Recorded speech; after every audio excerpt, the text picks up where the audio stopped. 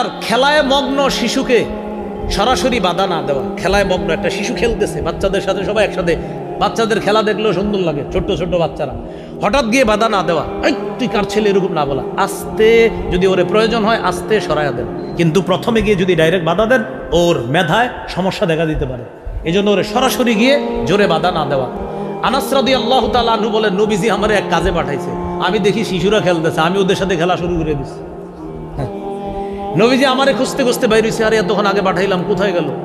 আয়েশা দেখে কি আল আবু মাআল গিলমান, সহিহ মুসলিমের হাদিস, দেখে কি সহিহ মুসলিমের 6272 নম্বর হাদিস। মাদ্রাসার পাঠ্যপুস্তক অনুসারে আপনার 3033টা হাদিস হবে, আর আপনারা যারা পকেটের উস্তাদ চালান ওই উস্তাদ অনুযায়ী 6272 নম্বর হাদিস। এই হাদিসের মধ্যে আছে, হযরত আনাস রাদিয়াল্লাহু তাআলা আনহু বলেন, আমি বাচ্চাদের সাথে খেলাধুলা শুরু করলাম। নবীজি আসছে, আসার পর দেখে আমি খেলতেছি। নবীজি আমারে ডাইরেক্ট বাধা না দিয়ে কি করলেন? সাল্লামা আলাইনা, আমাদের সব শিশুদেরকে নবী একটা সালাম দিলেন।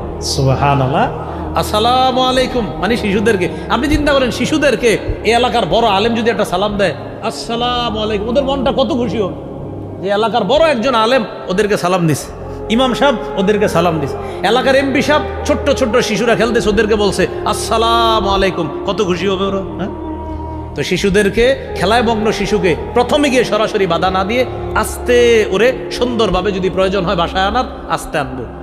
আল্লাহ আমাদেরকে এই অধিকারটা মনে রাখারও তৌফিক দান করেন।